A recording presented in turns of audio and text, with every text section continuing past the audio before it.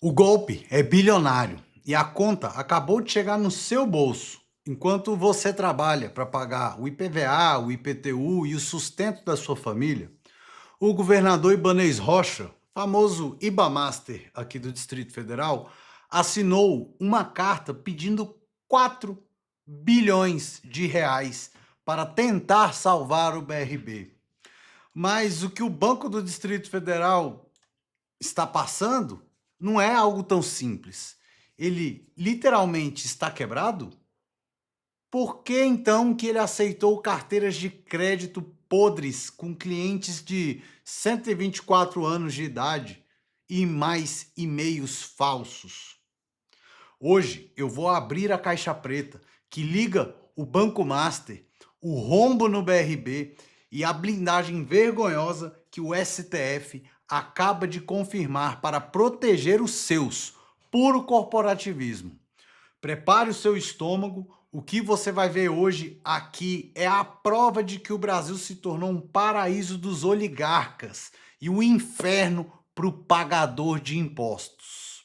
Fica aqui comigo até o final, porque eu vou trazer ainda aquilo que a gente sabe fazer de melhor, aquela concatenação das ideias, análise de qual que é a fonte jornalística que está trazendo aquele material, e você vai entender que esse modus operandi que estão cometendo novamente aí no BRB não é a primeira vez, né? Já fizeram outras vezes, inclusive o próprio Vorcaro. E eu também vou trazer aqui para você, vou até incluir essa questão do Vorcaro aqui que eu não tinha colocado, beleza?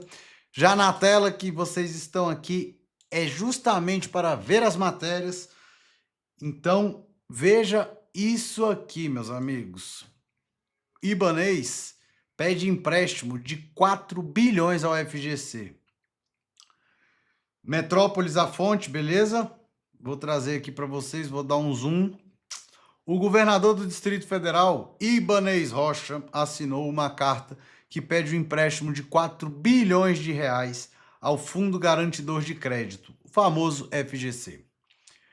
A gente consegue resolver todos os problemas do banco, que tem condições de pagar os empréstimos e inclusive devolver os terrenos, disse Ibanez à coluna, grade angular do Metrópolis. O pedido foi assinado pelo governador na terça-feira, dia 24/3. A coluna apurou que os terrenos listados na lei que prevê medidas para capitalização do banco seriam utilizados como garantia desse empréstimo. Segundo a carta, a intenção do empréstimo é assegurar a continuidade de serviços financeiros essenciais, o apoio a políticas públicas e a preservação de condições adequadas de liquidez e capital do BRB. O documento prevê os seguintes parâmetros para empréstimo: modalidade, operação de suporte financeiro de natureza estrutural. Exemplo, instrumento elegível a reforço de capital, conforme enquadramento regulatório aplicável e ou linha de liquidez associada. Valor, 4 bilhões. Bilhões. E aí, você acha normal 4 bilhões? Eu não acho. E já falei, não é a primeira vez que isso acontece. Carência, 1 ano e 6 meses e pagamentos semestrais. Remuneração em cargos CDI mais SPRID, observadas as condições definidas pelo FGC. Garantias, participações acionárias das empresas públicas do Distrito Federal, CAESB, BRB, SEB e imóveis, conforme projeto de lei 2165/2026. Eu escrevi aqui, ó, esse deu aula para o Vorcaro. Por que será? Você acha também que o Ibanez deu aula para o Vorcaro? Comenta aí para mim, quem que você acha que dá aula de verdade um para o outro aí, ou se estão os dois na mesma classe. Agora, olha aqui ainda, concatenando essa matéria, eu vou trazer para vocês, pessoal, o que eu trouxe aqui, postei hoje no perfil, tá? No meu perfil eu postei porque ele falou, Ibanez Rocha, que não sabe fazer nem Pix. Tem base um negócio desse? Olha o que eu postei aqui hoje. Calma aí que eu vou voltar o áudio, peraí. Ibanez, eu preciso te pedir perdão publicamente por ter te chamado de Ibamaster. Eu fui um dos que duvidou, que achou que você estava por dentro dessa negociação toda para falir o BRB. Me perdoa, porque agora eu descobri que você não sabe nem fazer um Pix com as suas últimas declarações. Mas consegue pegar as ações das nossas estatais, os títulos do povo e orquestrar uma negociação bilionária de garantia.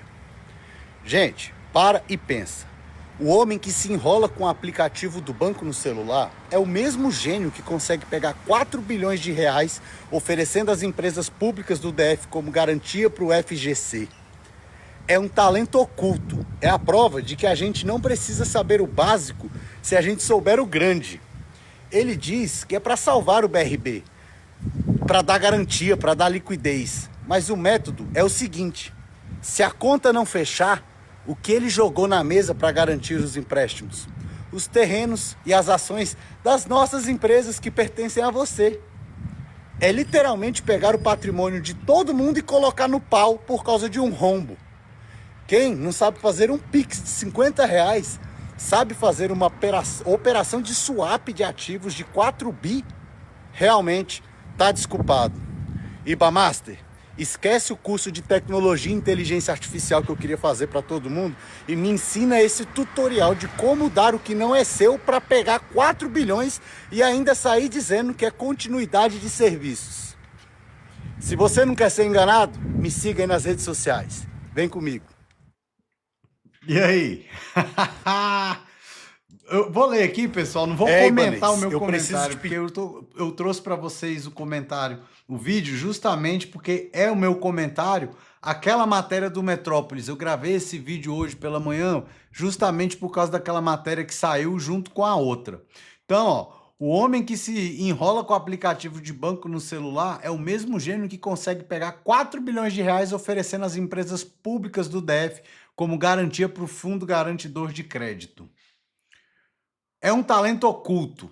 É a prova de que a gente não precisa saber o básico, se a gente souber o grande.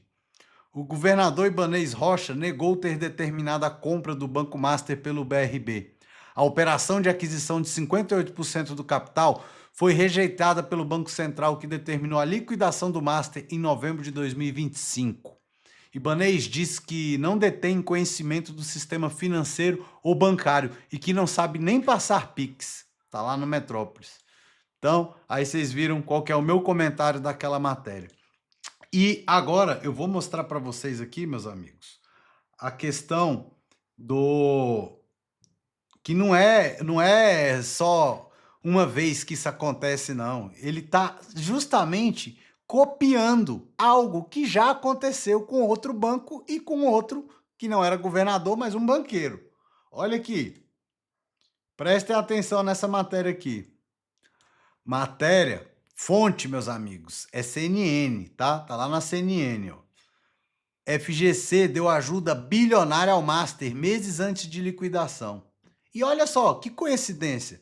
Esse povo é danado. Pense no povo que gosta de 4 bilhões. Olha só, é um número que eles brincam, né? Que eles gostam bastante. Então tá lá ó, no CNN Money, o FGC, que é o Fundo Garantidor de Crédito, que é aquele que sai dos bancões que eles cobram taxas absurdas, juros absurdos nossos e colocam lá num fundo garantidor para poder estimular as pessoas a investirem e depois eles vão pagando tudo. E aí quem paga? Você, eu, que eles vão lá e aumentam as taxas, aumenta mais ainda os juros para poder voltar a ter esse fundo que já foi esvaziado em 54 bilhões de reais só pelo Master e todas as financeiras que estão falindo. Desculpa o adendo, vou voltar aqui agora para vocês. Então, o FGC prestou assistência financeira de 4,3 bilhões de reais ao conglomerado Master, meses antes das instituições financeiras ligadas ao Daniel Vorcaro serem liquidadas pelo Banco Central. Documento obtido pelo CNN Money mostra que o fundo prestou ajuda entre 5 de maio e 1º de outubro de 2025. O que garante, então, que o BRB vai dar de garantir os papéis das nossas estatais, os títulos nossos do Distrito Federal, os nossos imóveis, para pegar esses 4 bilhões de reais de empréstimo e que depois de 90 dias ele não vai ser liquidado pelo Banco Central do mesmo jeito e ainda perderemos as nossas garantias. Foi isso que o Vorcaro fez no Banco Master. Prestem atenção, a assistência financeira era destinada integralmente à quitação de instrumentos que demandariam cobertura do fundo em caso de liquidação extrajudicial, com o objetivo de viabilizar a reorganização societária do banco e a sua saída organizada do mercado. Em contrapartida, o conglomerado realizou captações de apenas 90 milhões. É a mesma coisa que está acontecendo. Sendo assim, os recursos desembolsados pelo FGC seriam direcionados unicamente para o pagamento de títulos que, na eventualidade de uma liquidação extrajudicial, acionariam a garantia oferecida pelo fundo. O limite de garantia estabelecido foi de 250 mil, isso você já sabe. Que aí teve um Alcolumbre e uns outros que tentaram aumentar para 1 milhão esse limite. Imagina o tamanho do rombo. E ele literalmente acabar com o FGC, né, que já foi mais de 50% embora. Então, apesar da assistência de liquidez de curto prazo prestado pelo FGC, bem como as demais ações adotadas, a exemplo de aumentos de capital, cessão de carteiras e ingressos de recursos via alienação de ativos próprios do controlador, a crise crônica de liquidez do conglomerado continuou a se agravar. E aí, você, nós já sabemos qual que foi o resultado, né? Qual que foi o resultado de toda essa questão do Banco Master? A gente já sabe qual que foi, né?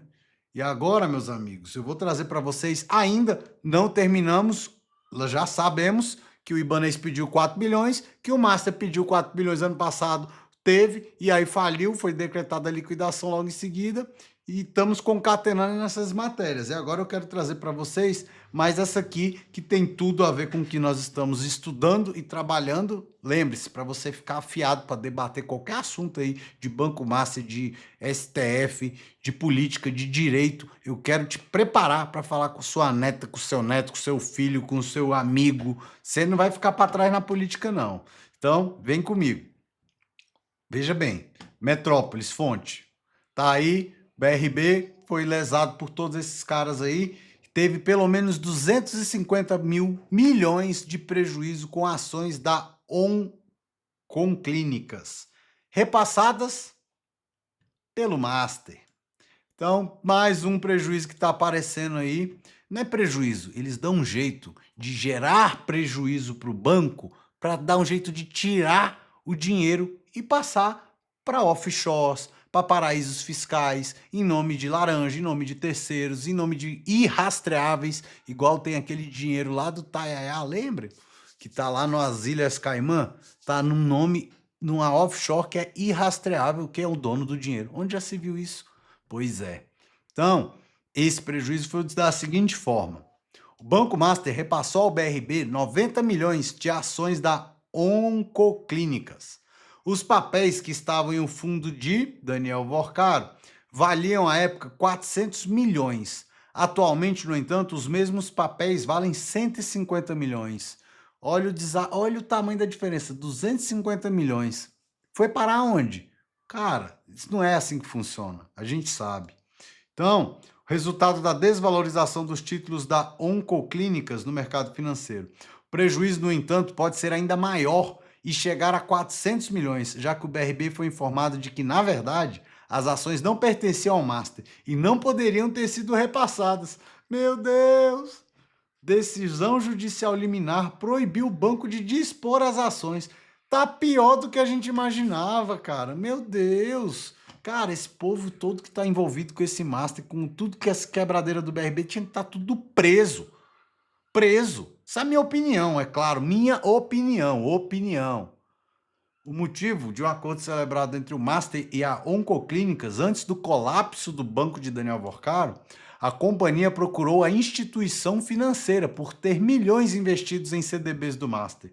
Foi então firmado o acordo que determinava que a Oncoclínicas teria direito de retomar as ações de Vorcaro caso o Master não honrasse com os pagamentos.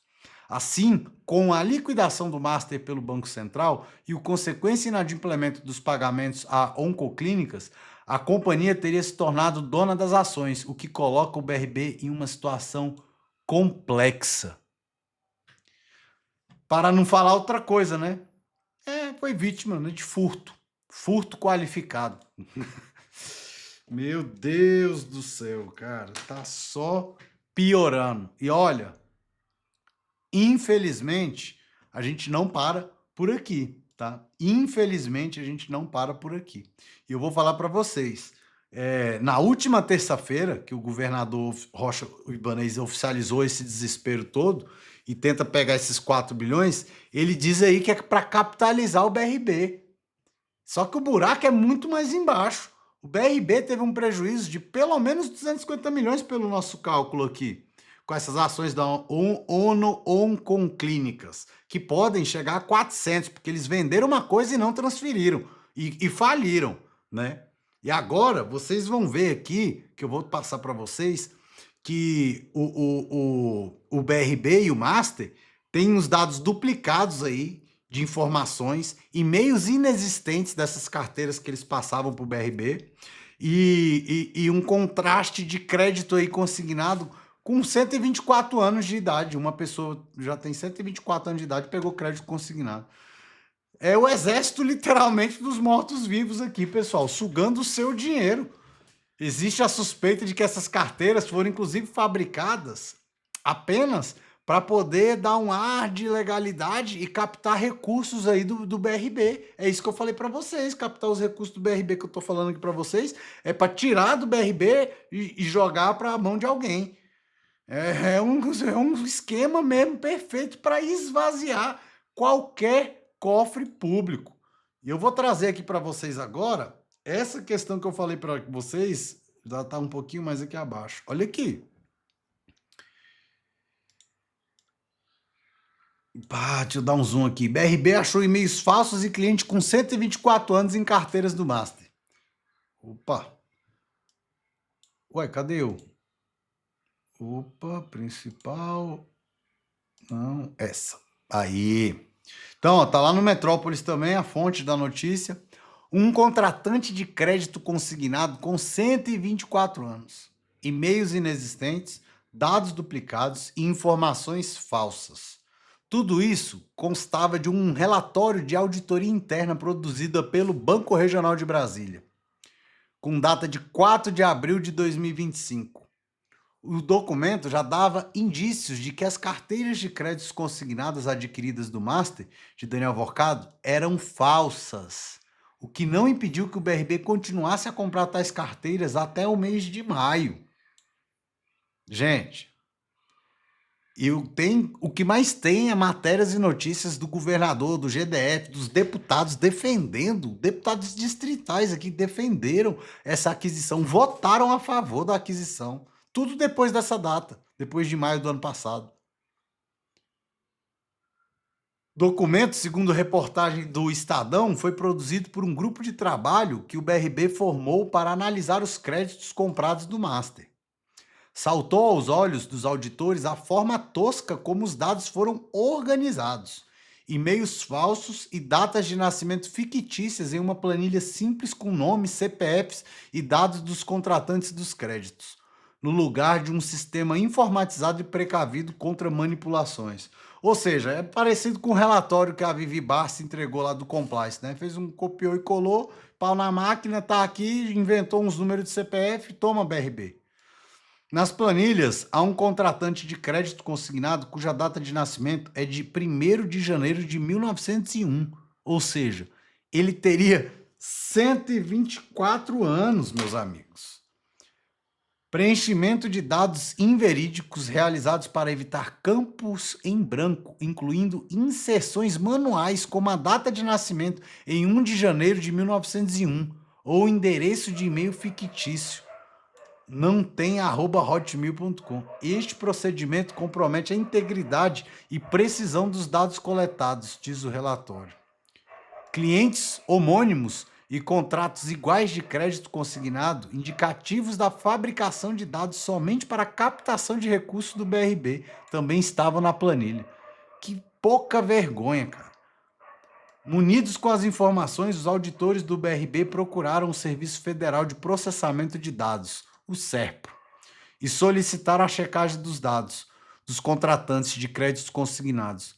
quando o Serpro verificou os CPFs e descobriu que muitos deles não correspondiam a nenhum contrato de consignado existente, o que reforçou o indício de irregularidades. Havia ainda uma alta incidência de reclamações dos clientes que apareciam na base de dados de créditos consignados e que diziam nunca terem contratado o produto. Cara, cara, na boa, isso vai além de furto, é furto, estelionato, fraude financeira, contra o sistema financeiro, inclusive, do Estado. Então, tá lá no Metrópolis a matéria, para quem quiser conferir. E aí, meus amigos, as coisas vão ficando cada dia piores. Parece que a gente está chegando num ciclo vicioso e não consegue mais sair de tanta coisa ruim que vem acontecendo no nosso Brasil. Tecnicamente, o que vemos é a captura do Estado. O Banco Master, ligado a figuras tão poderosas, repassa ativos tóxicos para um banco público, BRB. O prejuízo fica com o contribuinte. E quando a fiscalização tenta agir, o STF suspende as investigações. E eu vou mostrar para vocês agora como que é e o que aconteceu, por que o Fachin suspendeu as investigações, literalmente. Quer ver aqui? Olha só. Essa aqui é outra que eu também gostaria muito de trazer para vocês. Eu vou trazer para vocês na próxima, mas vamos mostrar essa que saiu agora, quentinha, breaking news. Você que ficou aí comigo até quase o final, comenta aí que chegou no final do vídeo e me diga o que você acha dessa blindagem, desse corporativismo que o Fachin está literalmente mostrando para que ele está ali. Com aquele papinho de discurso de temos que manter o código de ética e conduta. Que conversa fiada. Olha isso aqui, ó. Fachin nega pedido de CPI e mantém decisão de Gilmar que suspendeu quebra de sigilo da empresa de Toffoli. Tá lá, pessoal, no Juris News. Essa é a fonte da informação da onde eu estou tirando aqui, tá? Só vamos trazer aqui nossos comentários, nossas opiniões, perfeito? E ó, vamos aqui. Já dei um zoom. Ah, não, essa aqui eu não consigo me ver. Pronto, não, essa também não. Aí, essa aqui, ó. Fica bom assim, né, pessoal? Pode mandar aí as críticas, sugestões, tá? Eu tô aqui para cada dia melhorar para trazer notícia para vocês. O ministro Edson Fachin, presidente do Supremo Tribunal Federal, negou um pedido da CPI do crime organizado, que buscava reverter a suspensão da quebra de sigilo da empresa Meredith, que tem o ministro Dias Toffoli entre seus sócios. A decisão tomou como fundamento as normas técnicas do tribunal. Né? O impasse começou quando o ministro Gilmar Mendes atendeu a um pedido da empresa e barrou a quebra de sigilo aprovada pela CPI. Para Gilmar, houve desvio de finalidade, pois o objetivo original da investigação parlamentar não tinha relação com a sociedade de Toffoli. A comissão recorreu ao presidente da corte, alegando que a barreira imposta por Gilmar prejudicava a atividade de investigação do Estado. Claro que prejudica. Em seu despacho, Fachin não entrou no mérito de saber se o sigilo deve ou não ser quebrado. Ele se ateve ao funcionamento interno do STF. Segundo o ministro, a jurisprudência da corte não permite, via de regra, que o presidente suspende decisões dadas por outros ministros do próprio Supremo. Ou seja, saiu pela tangente. Olha, CPI, eu não posso definir aqui, deputados, porque, infelizmente, eu não posso versar sobre a decisão do ministro Gilmar Mendes. Ele literalmente não disse se podia ou se não podia, se a decisão do Gilmar estava certa ou errada em blindar o colega Toffoli, e saiu pela tangente. Vocês entenderam? Olha aqui, abre aspas. O papel da presidência do STF não é o de revisar ou controlar decisões individuais, mas sim o de zelar pela autoridade das decisões majoritárias do tribunal, explicou Fachin. Ele destacou que a estrutura do STF foi desenhada para que não haja relação de chefe subordinado entre os magistrados. Com efeito, a decisão de Gilmar Mendes permanece válida. Portanto, a CPI do crime organizado continua impedida de acessar os dados bancários e fiscais da Meredith, do Dias Toffoli, que eu nunca vi isso. O juiz um mega multi-empresário, dono de um resort que não era, depois virou dono, que vendeu para o pessoal da JF, depois não vendeu e depois o advogado comprou. Que rolo! A comissão ainda pode tentar outros recursos previstos nas normas do tribunal para levar o caso ao julgamento do plenário, onde todos os ministros votam. Por ora, o sigilo dos dados da empresa segue mantido. E aí, meus amigos, o que eu tenho para dizer para vocês é que depois daquela vergonha daquela votação do STF, que ficou 8 votos a 2, e aqui eu também vou trazer para vocês essa matéria que está fora do nosso script, mas eu quero mostrar para vocês. Eu perdi totalmente as minhas esperanças. Aliás, ainda tenho esperança, e eu digo, não perca a sua esperança. Eu perdi a minha esperança nos 8 que votaram. Agora, a nossa esperança são os 2 que votaram. Olha aqui, ó, a favor.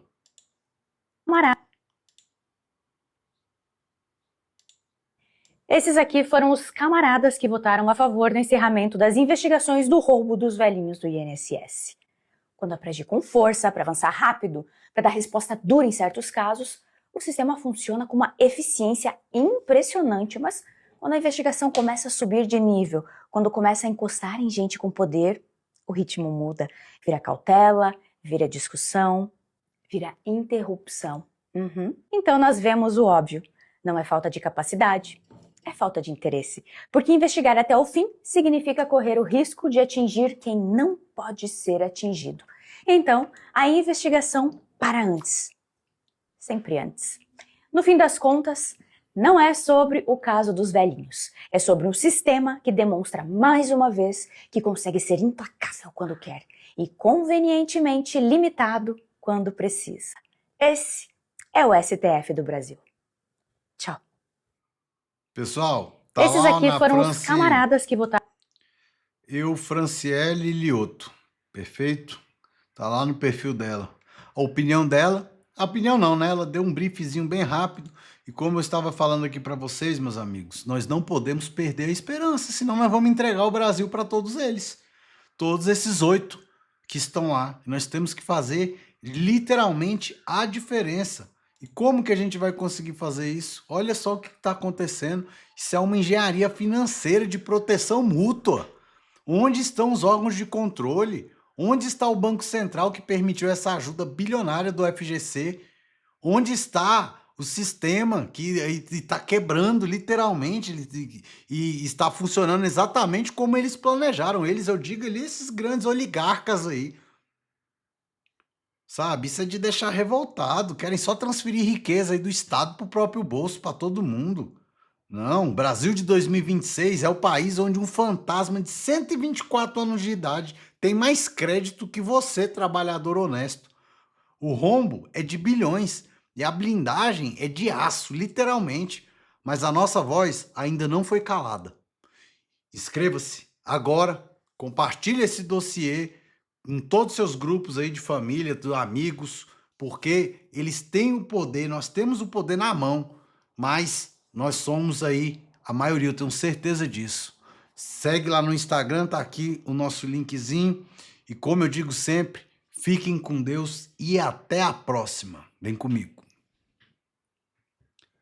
Tchau, meus amigos. Espero que vocês tenham gostado, hein? Deixe suas críticas, suas sugestões aí, que eu estou aqui melhorando cada dia mais.